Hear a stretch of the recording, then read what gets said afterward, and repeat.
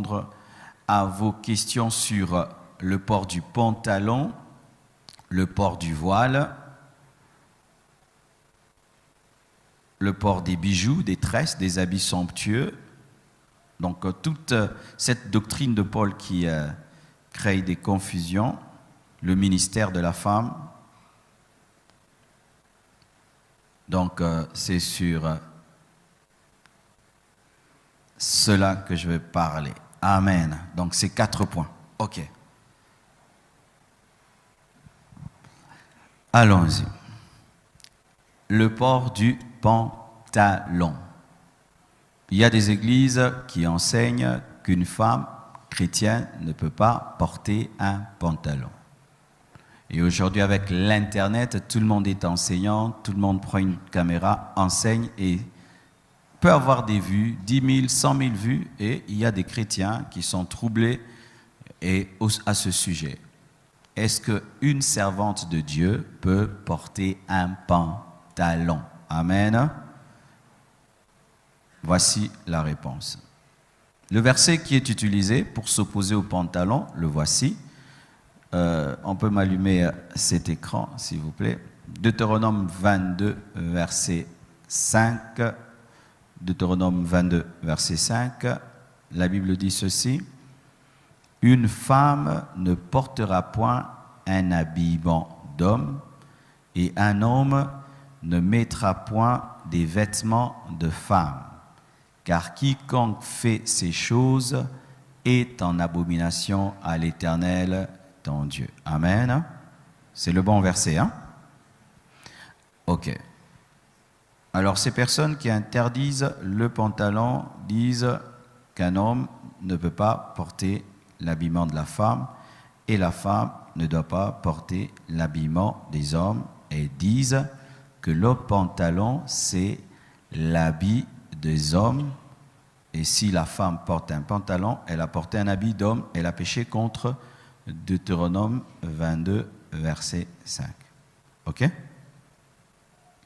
Ma question, parce que moi j'aime répondre aux questions par des questions. Est-ce que le pantalon, à la base, à son origine, est un habit d'homme ou est-ce qu'il n'y a que des pantalons d'hommes?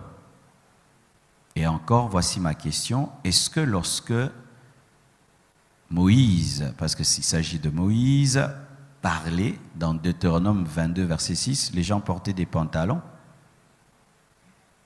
Amen? Non, les gens ne portaient pas des pantalons en ce temps-là. Quel était le vêtement en ce temps de Deutéronome 22, verset 5? Les femmes portaient des robes et les hommes portaient quoi? Des robes. Amen, hein? Je vous dis toujours que prier ne doit pas te rendre bête. Amen.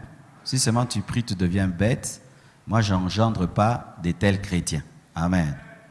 Alors, quand quelqu'un te donne un verset, tu dois le ramener dans son contexte. Amen. Hein? Il ne faut pas directement pantalon. Moïse ne voyait pas un pantalon, il voyait une robe. Donc, qu'est-ce que Moïse disait? Moïse disait qu'une femme ne peut pas porter une robe d'homme et un homme ne peut pas porter une robe de femme. Parce qu'il y avait des robes des hommes et les robes des femmes. Comme aujourd'hui, il y a des pantalons des hommes et des pantalons des femmes. C'est tout.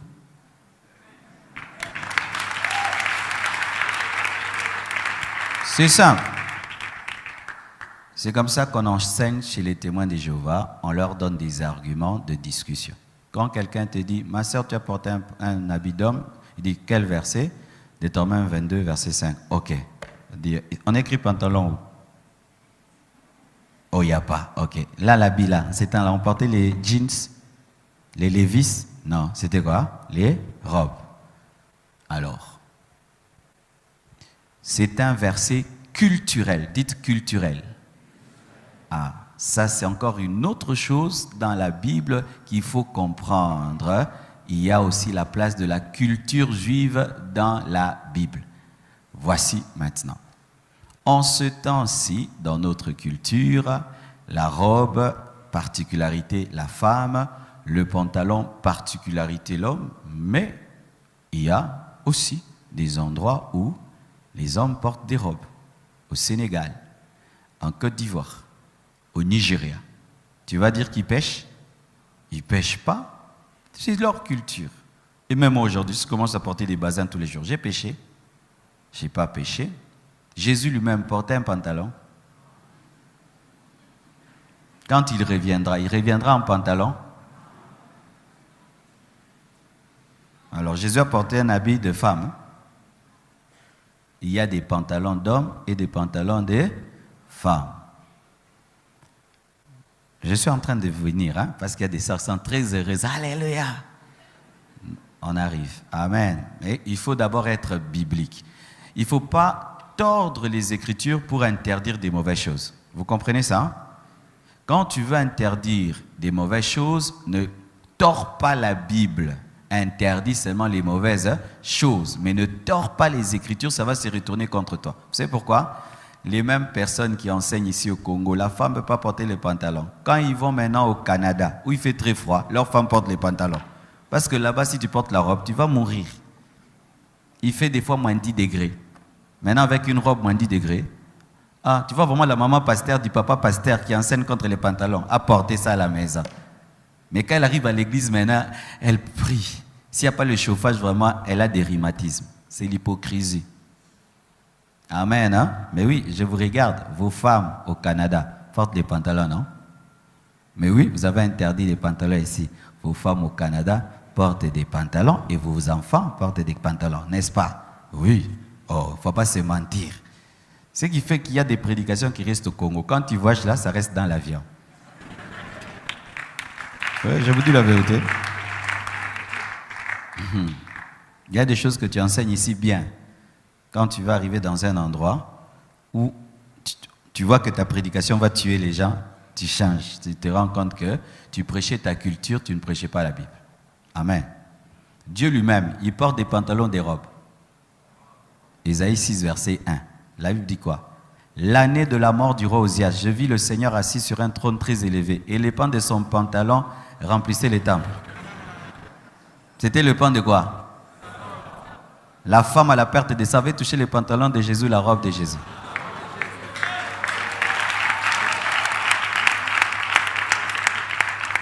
Le souverain sacrificateur avait un pantalon et une robe. Même Moïse lui-même portait une robe. Amen, hein? Alors, voici ceci. Dans l'habillement, il y a des habits qu'on appelle des habits neutres. Amen. Ce n'est ni homme ni femme. Comme les robes, comme les pantalons, comme même les chemises, vrai ou faux? Vous voyez ce polo? Maman Blanche, des fois, le porte aussi. On pêche. Ce polo aussi. Maman Blanche l'aime beaucoup. Nous portons, elle porte, je porte. Comme aujourd'hui, c'est mon tour. Demain, ce sera son tour. Maintenant, ce polo, il est quoi? Femme ou homme? Nous pêchons. Ce polo-là. Tous les maris. N'est-ce pas que vos femmes portent vos polos? Je connais des hommes qui disent « ne porte pas mon polo ». Une femme ne porte pas la vie d'un homme. Tu ne peux pas porter. Oh, mais ta femme peut porter tes chemises. Mais oui, un jour ma femme peut venir aussi, elle porte mes chemises là, elle aime ça. Derrière une chemise là, des fois ma femme portait ça.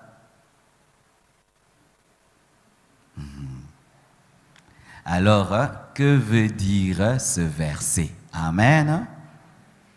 Ce verset-là, d'abord, parle du travestisme. Vous savez, travestisme, c'est quoi?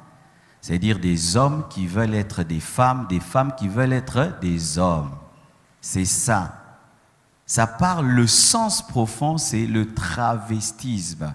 Des hommes qui veulent être des femmes qui veulent être des hommes. C'est ça la pensée profonde de ce verset. Ce n'est pas dans l'extérieur. Parce qu'une femme peut porter cette veste. Vrai ou faux? Donc ma soeur, un jour tu achètes cette veste, là tu la portes, et puis tu as péché. Parce que tu as porté. Parce que cette veste, elle est neutre, non? Il faut, parce qu'il y a quand les boutons viennent ici, maintenant dis accepte. Les habits des femmes, les boutons sont ici. Hein? Donc si seulement ces boutons-ci étaient là-bas, j'ai péché. Donc Dieu nous sauve en fonction des boutons. C'est des hommes les tirettes et comme ça, c'est des femmes les tirettes et ça c'est moi au Kelifelu. Rien que les tirettes. Qui a établi les tirettes comme ça, c'est Dieu ou nous? C'est Dieu ou nous? Si maintenant nous changeons, disons, les boutons des hommes là-bas, les femmes là-bas, Dieu aussi nous suit. Vous savez pourquoi je réfléchis comme ça, comme si j'étais un enfant? Quand je veux révéler la bêtise dans une doctrine, je deviens très bête. Afin de révéler comment c'est bête. C'est-à-dire tout le sang de Jésus-Christ là ne va pas me sauver parce que des boutons qui étaient ici sont allés là-bas. Vous croyez des telles choses? Et le jour que Versace dit, je fais sortir maintenant un autre look des vestes d'hommes, mais les boutons à droite, nous tous nous suivons, ça devient d'homme. Et demain Versace change encore, il nous amène comme ça, Dieu aussi suit. Vous croyez de telles choses? Ah frère, ce n'est pas comprendre la dimension du salut en Jésus. Hein? Mon frère, la mort de Christ à la croix, rien que pour du coton, là, ça m'amène en enfer ou au ciel. Alors, la Bible parlait du travestisme. Là, ça touche Dieu. Pourquoi? Parce que Dieu, dans son essence, dans ton essence, qui t'a créé homme, et toi, maintenant, tu veux devenir femme, et toi, Dieu t'a créé femme, tu veux devenir homme, et quand tu t'habilles comme un homme, tu t'habilles comme un homme pour être un homme, et tu t'habilles comme une femme pour être une femme. C'est ça le problème. OK? De deux. C'est aussi, lorsque le fait de porter un habit qui est dédié à un sexe précis devient un sujet de scandale. Imaginez, je viens aujourd'hui en mocassin, en talon, et puis en pagne. Là quand même, vous voyez? Là j'ai exagéré. Mais vous savez que dans certains endroits aussi, les hommes portent des pagnes. Au Japon, les Japonais, les hommes portent un pagne, n'est-ce pas? Et puis ils mettent un truc au-dessus, non? Est-ce que là-bas c'est un problème? Ce n'est pas un problème parce que dans leur culture, ça ne dérange pas. Donc, il y a des versets qui sont culturels. Lorsque tu t'habilles, il ne faut pas frustrer ta culture. Sachez même, pour la jupe. Vous savez qu'au départ, même la jupe, ce n'était pas l'habit des femmes. Vous savez ça? Oui, la jupe. Non, ce n'était pas un habit de femme. La jupe, c'était l'habit des militaires et l'habit des sportifs. Regardez même les films, quand on parle d'Athènes, les gens qui courent, ils avaient des jupes. C'était ça leur culotte. Oui. Les militaires romains portaient des jupes. Jusqu'aujourd'hui en Écosse, il y a quoi? La jupe est écossaise. Qui est portée par qui? Par des hommes. Les princes d'Angleterre, des fois, ils portent une jupe quand il veut être dans son habit traditionnel. Ils appellent ça kilt, hein? Un truc comme ça. Et en Écosse, un homme qui porte une jupe, il n'y a pas de problème. C'est leur culture. Amen, hein? Donc, qu'est-ce que moi je conseille en matière de pantalons aux femmes? Ne portez pas des pantalons qui vous serrent. Amen. Parce que ça devient de l'indécence. Ce n'est pas le problème du pantalon, mais c'est le problème que ça te serre. Tu comprends? Parce qu'il n'y a pas que le pantalon, il y a aussi des femmes qui portent mal le pagne. Hein? Vous savez aussi qu'il y a des pagnes dangereux. Mais oui, il y a aussi une mauvaise manière de porter les pagnes. Hein? C'est pas seulement le pantalon qui est grave, même les pagnes. Je suis en train de délirer. Mais aussi des robes, tu vois, une femme qui porte une robe jusque là, mais tu sens que la robe elle est indécente, vrai ou faux? Donc la robe cache tout, mais montre tout, vrai ou faux? Elle va te dire, je suis couverte. Oui, elle est couverte, mais elle est découverte. Alors, il ne faut pas porter des pantalons qui serrent. Ça, oui, je suis contre ces genres de pantalons. Je suis contre les pantalons taille basse qui t'exposent ton nombril. Oui, ça c'est mal. Et je suis contre des pantalons déchirés qui montrent des parties de ton corps. Des pantalons moulants, là c'est mal. Ok. Mais quand une sœur a porté un gros pantalon, et en plus, elle a ajouté une longue chemise ou une longue blouse. Il n'y a pas de problème. Il n'y a pas de problème. Hier, j'ai fait une émission avec l'épouse de John Mamba. Elle avait porté un pantalon. Et puis au-dessus, elle a porté quelque chose qui arrivait même jusqu'au niveau de ses genoux. C'était très beau, c'était très classe. C'était très classe, c'était bien. Alléluia. Donc, tout dépend de comment tu portes le pantalon. Et pas seulement pour les femmes, même pour nous les hommes. Parce que même aujourd'hui, maintenant, on nous fait des mauvais pantalons, vrai ou faux? Même les hommes, maintenant, ça ne va pas, non? C'est un esprit de stérilité qui nous cherche.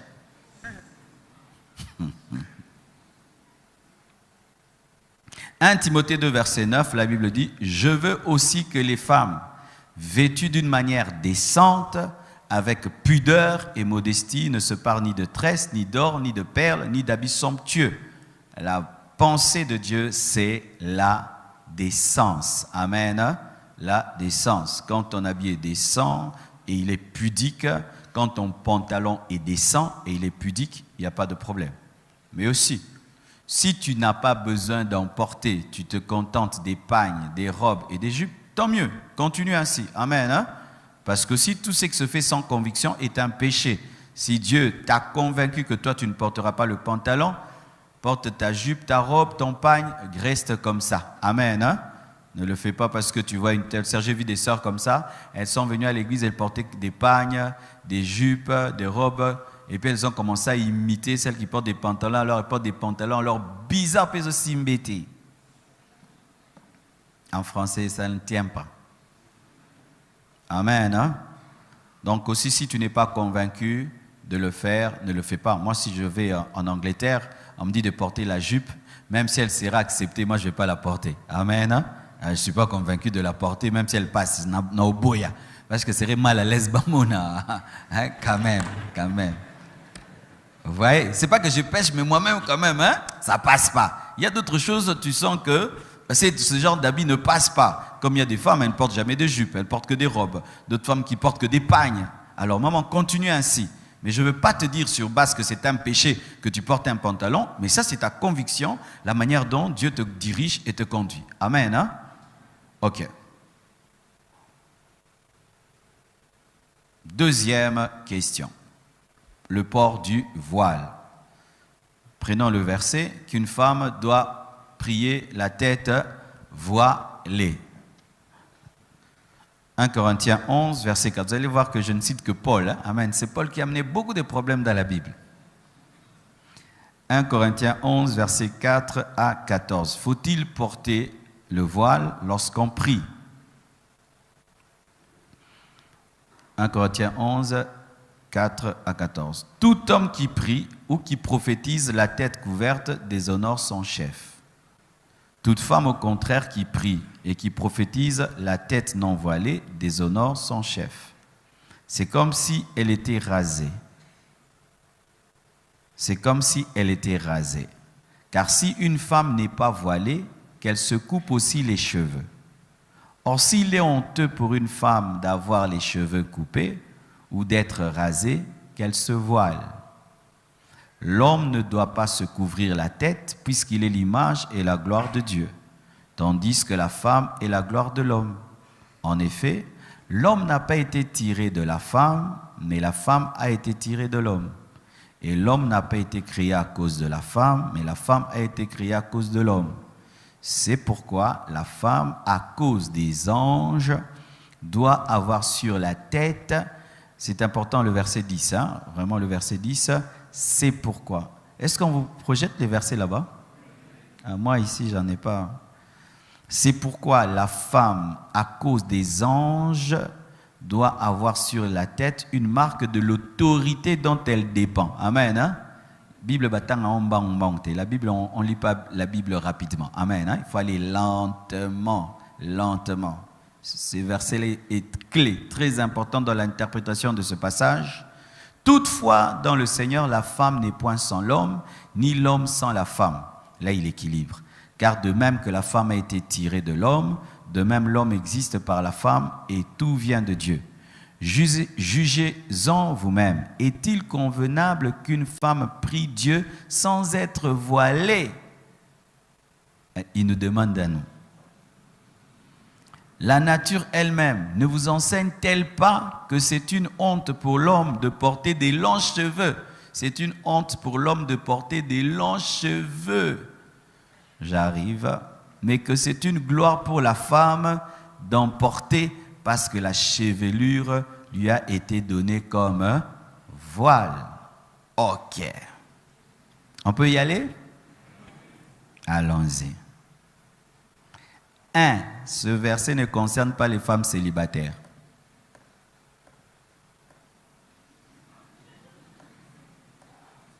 Vous m'entendez? Ce verset ne concerne pas les célibataires. Pourquoi? Au verset 10, on dit quoi? C'est pourquoi la femme, à cause des anges, doit avoir sur la tête une marque de l'autorité dont elle dépend. Est-ce qu'une célibataire a un homme comme autorité? Mon frère, toi, tu es l'autorité de la sœur qui est là. Tu es l'autorité des blanches. Frère Franck, parce qu'il est un homme, il est l'autorité des mamans blanches. Tu vas oser la gueuler parce que tu es un homme. Elle dépend de mon autorité. Ça veut dire que ce verset-là, Paul demandait aux femmes mariées de porter le voile pour révéler qu'elles étaient soumises à leur mari. Mais ailleurs, on fait porter à toutes les femmes, mariées, non mariées, veuves, tout le monde. Allez, voile. Maintenant, la veuve dépend de quelle autorité? La célibataire dépend de quelle autorité? On dit en plus à cause des anges. Et il y a des interprétations, certains disent les démons et d'autres les anges. Mais c'est un principe d'autorité.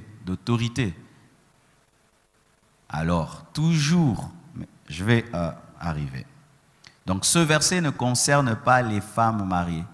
Plutôt, les femmes célibataires concernent les femmes mariées, pas les femmes célibataires, parce que c'est la femme mariée qui doit révéler qu'elle est soumise à l'autorité de son mari en portant le voile qui est signe de soumission à son autorité, l'homme.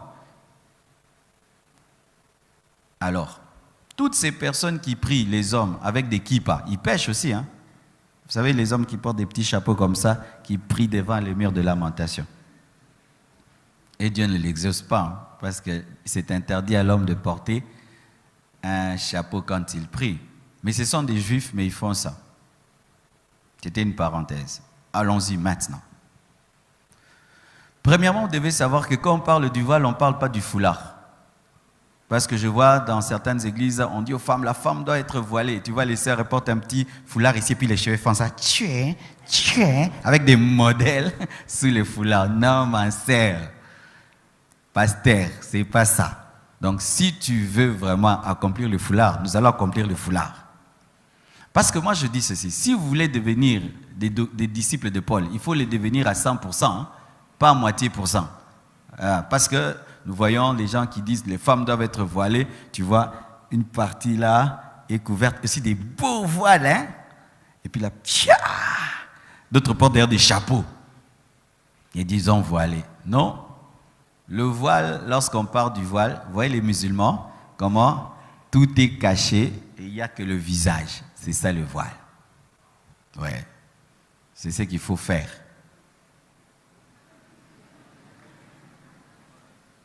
Comme les musulmanes, comme les sœurs catholiques. Vous voyez les sœurs catholiques, ça commence ici, non? Et puis tout ça, c'est s'être voilé. Pas un peu ici, un modèle, non. Alors, si vous voulez l'accomplir, il faudrait qu'on ne voie que le visage des femmes et tout le reste est caché. C'était ça dans la pensée de Paul. Et donc, vous voyez, le fait même que je le dise, en tant que Congolaise, tu sens que ce n'est pas ta culture. Encore une fois, c'est culturel. Pourquoi je dis cela, que c'est culturel? Parce que Paul est en train d'établir un parallélisme entre les cheveux et le voile, n'est-ce pas? Il dit que Dieu a donné à la femme les cheveux comme voile. Beaucoup de cheveux comme voile. Est-ce que vous, les Africains, vous avez beaucoup de cheveux? Alors, et il dit encore, c'est une honte pour l'homme d'avoir des longs cheveux. Jusqu'à quel niveau? Nous voyons des blancs, hommes, qui ont des cheveux jusqu'ici, non? Pour nous, les Africains, c'est beaucoup, non? Pour eux, chez les blancs, c'est rien. Maintenant, quand est-ce que c'est beaucoup, quand est-ce que c'est peu? Est-ce que vous comprenez ce que je dis? Même dans les films de Jésus, le Jésus là qu'on nous montre, il a beaucoup de cheveux ou peu de cheveux? Quand est-ce que c'est beaucoup de cheveux? Quand est-ce que c'est peu de cheveux? C'est encore culturel. Voici ce qu'il en est. Lorsque Paul, parce que c'est une épître aux Corinthiens, est allé prêcher aux Corinthiens, il y avait un sérieux problème, parce que les Corinthiens étaient des païens, ils sortaient du paganisme. Et dans le paganisme, les femmes prostituées se rasaient la tête. Les femmes prostituées se rasaient la tête. Ainsi, pour faire une différence entre la femme chrétienne mariée et la prostituée, il fallait qu'il y ait une différence extérieure, afin qu'on ne puisse pas confondre les femmes chrétiennes et les femmes païennes, de peur qu'on dise que dans l'Église, les apôtres avaient des prostituées spirituelles, parce qu'en ce temps-là aussi, dans le paganisme, il y avait des femmes qui étaient consacrées aux prêtres comme des prostituées, mais des prêtres, des idoles. Alors quand on voyait une chrétienne se raser la tête, on disait ceci, regardez même chez les chrétiens, il y a des prostituées aussi religieuses comme chez nous. Et il fallait qu'il y ait maintenant une différence entre les chrétiennes et les païennes dans un accoutrement extérieur. C'est quelque chose qui est lié en ce temps-là et aussi à cette culture-là, parce qu'en notre temps, ce n'est pas un voile qui révèle qu'une femme est soumise.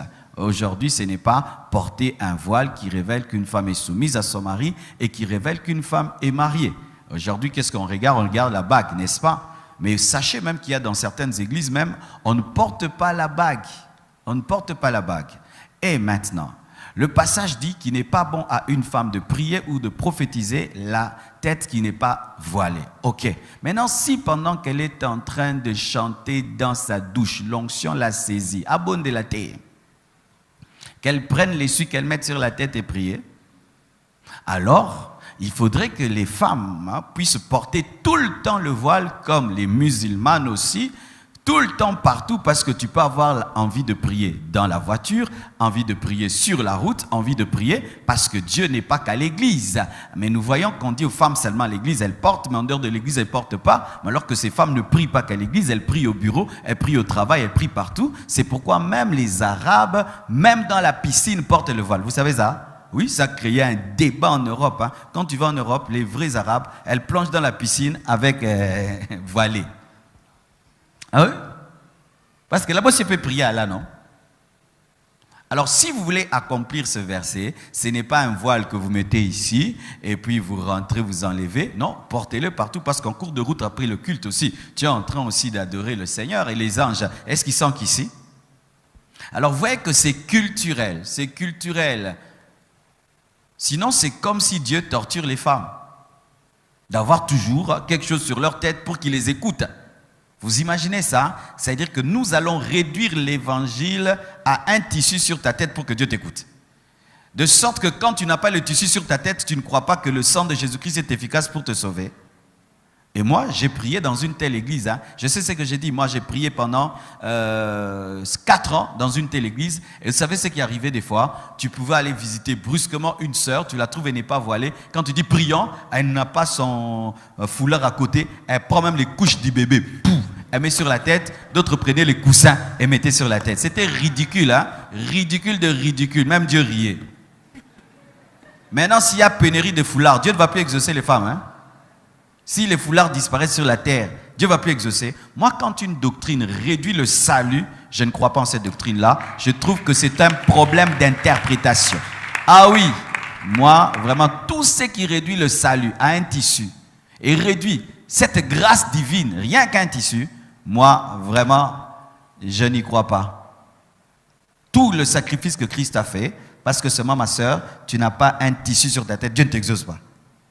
Et frère, il fallait que Jésus vienne avec des conteneurs de tissus, le sang et les conteneurs de tissus. Mais oui, il fallait les deux, non? Mais oui. Et ce que je dis même, c'est l'hypocrisie dans ceux qui disent ça. qui enseignent ça, faites ceci, faites cela. Tu le suis dans leur propre vie, ils appliquent ça qu'à l'église, mais dans leur maison, ils n'appliquent pas ça et tout.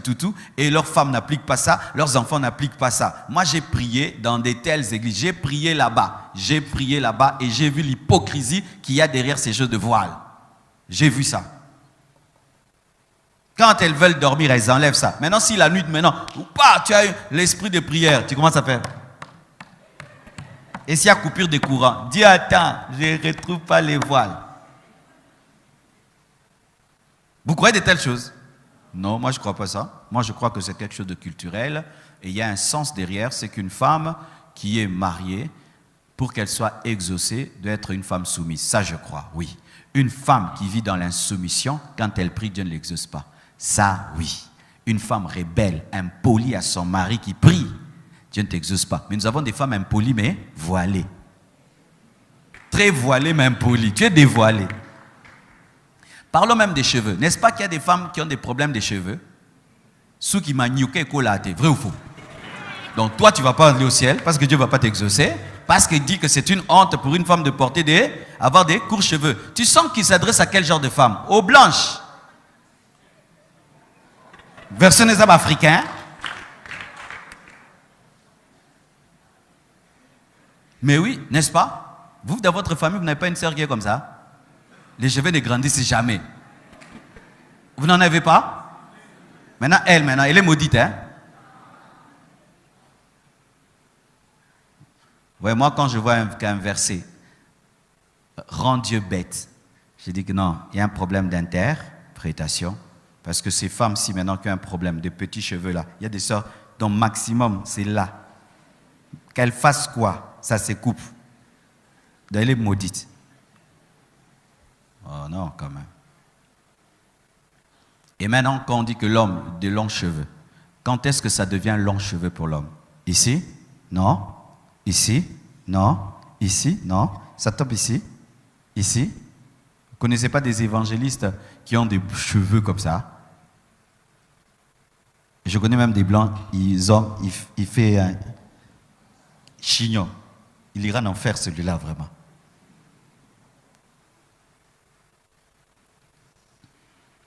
C'est culturel. Et pour ceux qui veulent appliquer ce verset, alors appliquez-le vraiment dans sa totalité. Portez des voiles qui couvrent tout, qui ne montrent que vos visages, et tout le temps et partout, comme les musulmans.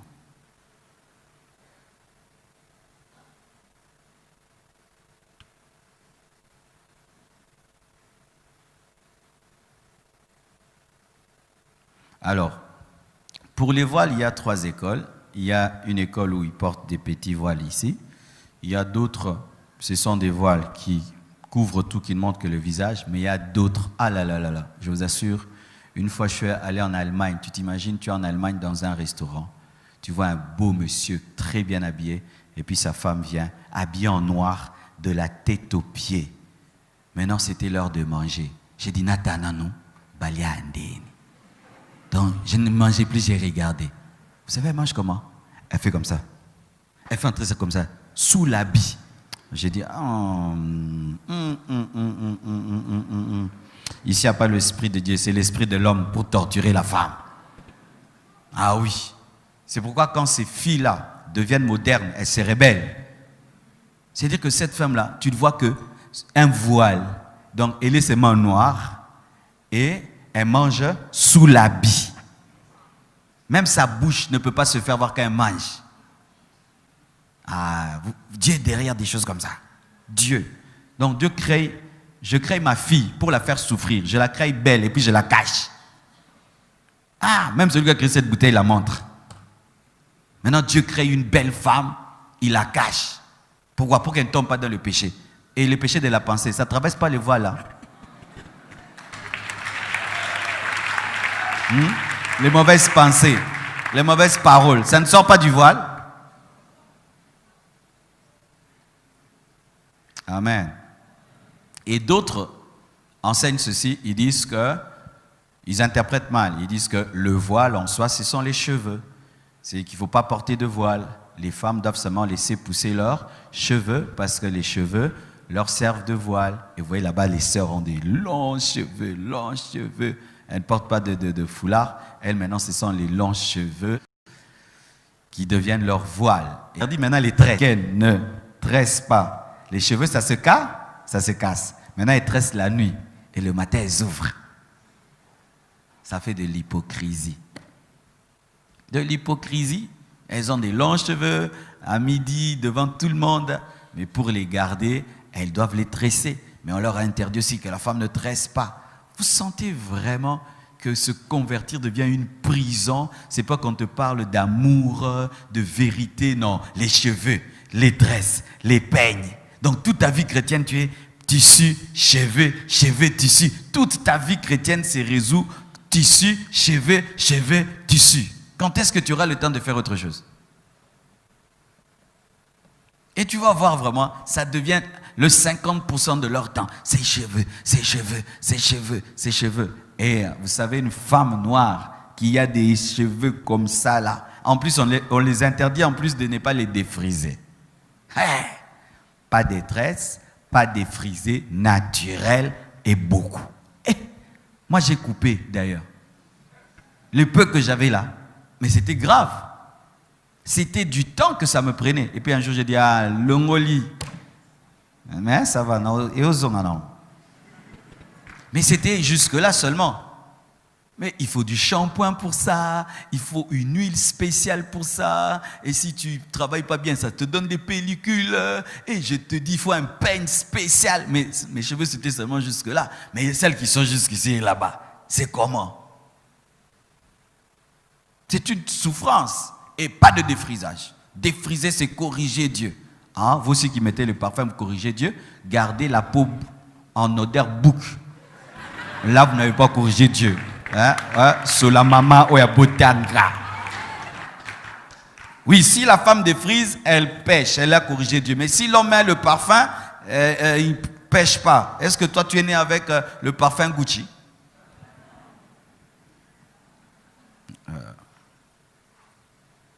Et bizarrement, ce sont les hommes qui aiment bien prêcher ça. Ça ressemble aux coutumes africaines. La femme ne mange pas la tête du coq, mais les hommes mangent la tête du coq.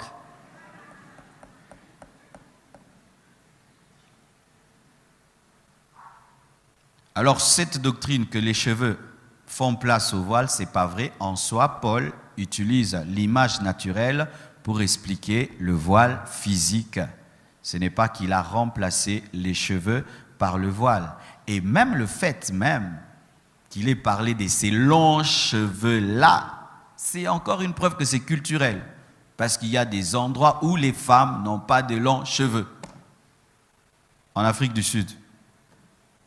Là-bas, les cheveux des femmes poussent difficilement. Il y a des coins où les femmes n'ont pas de longs cheveux naturellement. C'est Dieu qui les a créés comme ça. Maintenant, ce verset, vont l'accomplir comme.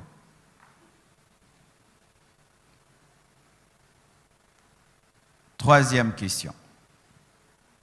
Les ports des bijoux, des tresses et des habits somptueux. 1 Timothée 2, versets 9 à 10. La Bible dit ceci.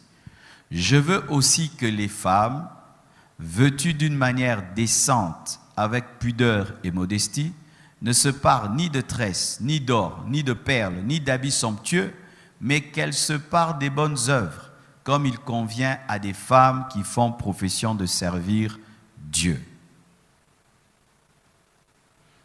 Toujours, il faut mettre tout dans le contexte. En ce temps-là, les prostituées étaient caractérisées par des tresses remplies de perles, des bijoux pour attirer les hommes, pour séduire les hommes, des habits somptueux, attirants, brillants, pour attirer les hommes, pour séduire les hommes. Et le souci de Paul a toujours été que la femme chrétienne ne ressemble pas à la femme païenne, que la femme chrétienne ne ressemble pas à la femme prostituée. Et ça, c'est d'actualité jusqu'aujourd'hui. Une femme chrétienne ne peut pas ressembler à une femme prostituée. Une femme chrétienne ne peut pas ressembler à une femme païenne. Ça, d'accord. Mais maintenant, dans la manière d'appliquer le verset, nous devons l'amener en notre temps. Parce qu'il y a des choses qui se pratiquent en ce temps-là qui ne se pratiquent plus. En ce temps-là, les femmes avaient des longues tresses et il y avait beaucoup de perles dans ces tresses. Est-ce qu'aujourd'hui, c'est même à la mode? Faire des tresses avec des perles dedans? Est-ce que même les femmes portent encore beaucoup de perles? Ce n'est plus à la mode, c'était en leur temps. Mais qu'est-ce que nous devons en tirer? Dieu n'est pas contre les bijoux. Sinon, n'allez pas envoyer Israël vers les Égyptiens prendre leurs bijoux. Parce que c'est avec des bijoux qu'on a construit l'arche. Vous savez ça? Moïse n'est pas venu avec des coffres forts de la montagne. C'était les bijoux de l'Égypte. Et de deux, Jésus lui-même viendra avec une ceinture en or. Vrai ou faux? Lorsque Joseph est devenu ministre en Égypte, on lui a donné quoi? Une bague. Dieu n'est pas contre les bijoux. Dieu n'est pas contre les perles. Dieu n'est pas contre les habits somptueux. Sinon même l'alliance, il ne faut pas porter. C'est un bijou, c'est en or. C'est en or. C'est pourquoi même il y a dans certaines doctrines, on ne porte même pas l'alliance les jours du mariage parce qu'ils disent qu'il ne faut pas porter de bijoux. Mais là, j'ai porté un bijou. C'est un bijou, même si c'est un bijou. Amen. Hein? J'ai un bijou. Oh, pas ça, là, tu as bijou. Là, tu as un goy. Pesa cher, hein? Mais la simplicité. Mais une montre qui coûte cher, ce n'est pas un bijou. Parce que la montre, il faut seulement que ça aère, vrai ou faux?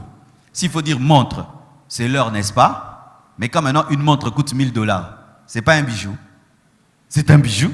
La montre là, c'est un bijou. Donc les papas, vous portez les bijoux. Des gros bijoux. Mais oui, parce que si une montre ne doit être qu'une montre, il faudrait même avoir des montres de $10. L'essentiel que ça montre l'heure. Mais quand maintenant il y a de la valeur derrière et tu dis que ça, j'ai investi de l'argent pour vendre demain. Tu achètes une montre Rolex, c'est un bijou, ce n'est plus une montre. Tous les hommes qui ont des Rolex ont des bijoux.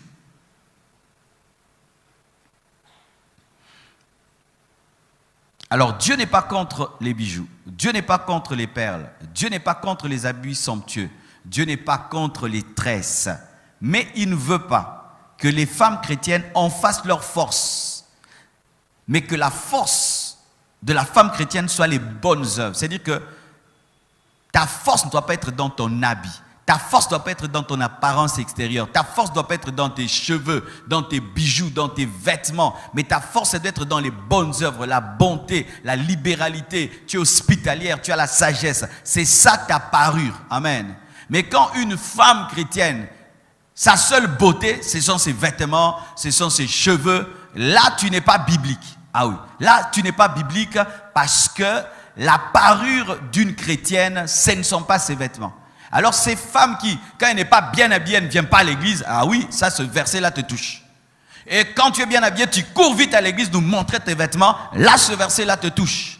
Quand tu prends 3 heures du temps devant ton miroir, là, ce verset-là te touche. Tu es une femme charnelle, matérialiste et extérieure. Et quand tu te maquilles comme une païenne, ce verset-là te touche. Mais une femme qui a des bijoux simples et elle est bien habillée, classe, et ce n'est pas pour se faire voir, ni pour se glorifier, et qui a des bonnes œuvres, qui sert Dieu, mais qui est bien habillée, qui est bien coiffée, bien tressée, il n'y a pas de mal. Il n'y a pas de mal. Le problème, c'est lorsque, mais on dit qu'elle se part des bonnes œuvres, que les bonnes œuvres soient d'abord ta parure avant que tes vêtements soient ta parure. En soi, c'est ça l'interprétation. Alléluia. Mais quand maintenant même vous êtes en train d'avoir des bijoux, il ne faut pas oublier que tout doit se faire dans la décence. Je ne crois pas qu'une chrétienne, l'Esprit de Dieu peut te dire de mettre 4 bijoux ici. Non, non, non, non, non, ça ce n'est pas l'Esprit de Dieu. Ou tu portes ici 4 bracelets, 5 bracelets, ici 2, 3, 4. Non, non, ça c'est la chair. Ça c'est aussi la chair. L'extravagance, c'est aussi la chair qui te pousse à cela. Comment tu peux porter tout ton coffre-fort le même jour? Ouais, c'est l'esprit de vantardise. Je ne pense pas que le Saint-Esprit peut dire à une femme, porte tout ton coffre-fort. Tu en portes 2 ici, 2 ici, 2. Et aussi, si Dieu t'a convaincu de ne pas porter les bijoux, n'en porte pas. Ma femme ne porte pas les bijoux. Elle ne porte qu'une montre et une bague. C'est tout. Elle a un bijou, sa bague, c'est tout. Le reste, elle ne porte pas. Tu peux lui offrir et tout, elle ne porte pas. C'est sa conviction. Et si tu trouves que tu es belle sans bijoux, tu es belle sans cela, tu n'en as pas besoin. Alléluia. Tu n'en as pas besoin. Et si tu n'es pas convaincu de trouer tes oreilles, ne les trouve pas, ça ne fait rien. Amen. Mais si tu les trouves, ça fait aussi rien. Parce que d'autres disent, ah non, trouer les oreilles, c'est l'esclavage. Non, voici la vraie version. Lorsqu'un homme était esclave, et c'était le temps du jubilé, il devait être libéré. On ne lui dit pas, il dit non, moi j'aime mon maître, je veux te rester fidèle, je t'aime et je reste près de toi. On lui trouvait ça pour dire que c'était un bon serviteur. C'était le signe d'un bon serviteur qui est un esclave volontaire mais pas forcé. C'est que nous devons être des esclaves volontaires. Où tu restes près du maître même si tu dois être loin du maître. C'est ça l'interprétation. Mais vous n'allez pas maintenant les trouver ici. Vous voyez? Mais une sœur qui trouve ici et puis qui met sa boucle d'oreille. Je n'ai pas de verset contre toi. Hein. Pourquoi? Parce que quand Moïse a demandé aux femmes d'apporter leurs bijoux, elles ont pris ça d'où? D'autres ont pris de leurs oreilles. Hein. Il n'a pas dit boucher les oreilles, donner ce aux oreilles. Est-ce que vous comprenez ce que j'ai dit? Vous savez, votre problème, c'est que des fois, vous êtes adepte d'une doctrine sans la pratiquer. Oui, vous la prêchez bien aux autres, mais vous-même, vous ne pouvez pas vous l'appliquer. De peur qu'un jour, tu ailles dire des choses, et puis tu mets sur des gens des jougs que toi-même, tu ne peux pas porter. Ouais, c'est ça. Mettre sur des gens des jougs très, très lourds dans la vie chrétienne, que toi-même, tu ne peux pas porter. Surtout quand toi, tu es un homme, hein, c'est facile de prêcher ça, hein. Vino, bati, comme moi si.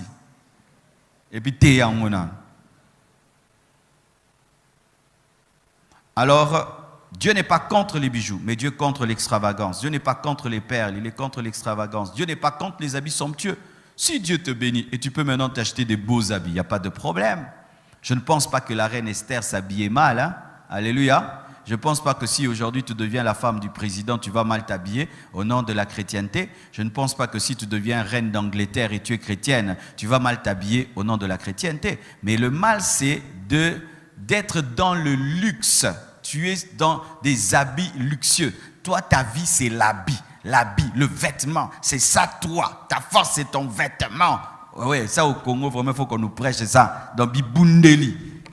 Moi, je connais des gens qui te disent, pasteur, yotala, tala bilamba. Est-ce que c'est nini? Est-ce que c'est bandaku? Est-ce que c'est mapangu? L'exercice sera tala bandaku, tala mapangu, bilamba. Des choses qui peuvent se brûler, que les rats peuvent dévorer. Amen. Hein? Ou si tu n'es pas en griffe, tu es mal à l'aise. Il y a des gens comme ça. Si ce n'est pas griffé, ce n'est pas un vêtement. Il faut que ce soit griffé. Moi, j'ai créé ma propre griffe, MT. Ouais, je suis en griffe Marcelo Tounas. Moi-même, je me porte. Comme ça, Versace me laisse tranquille. Alléluia. Voici encore.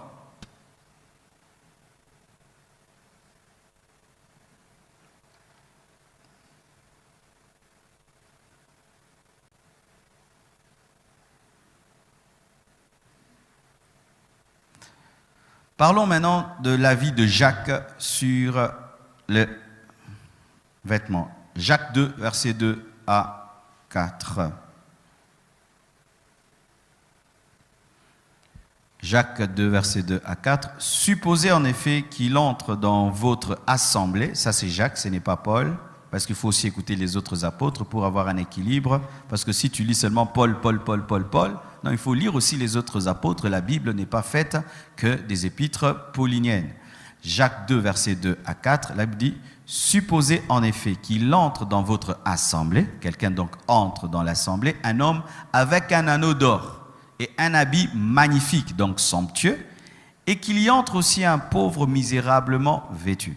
Si tournant vos regards vers celui qui porte l'habit magnifique, vous lui dites « Toi, assieds-toi ici, à cette place d'honneur. » Et si vous dites au pauvre « Toi, tiens-toi là debout, ou bien assis-toi au-dessous de mon marchepied, ne faites-vous pas vous-même une distinction et ne jugez-vous pas sous l'inspiration des pensées mauvaises. » Jacques, il n'interdit pas de bien s'habiller, parce qu'on n'a pas interdit à cet homme d'entrer dans l'église avec un habit somptueux et un anneau au doigt, mais il interdit de mépriser le pauvre en faveur du riche et de juger les hommes sur base de leur apparence. Mais Jacques conçoit que quelqu'un peut venir à l'église avec un habit somptueux, avec un habit, avec un anneau, selon son rang, parce que nous nous habillons aussi selon notre rang. Amen. Hein?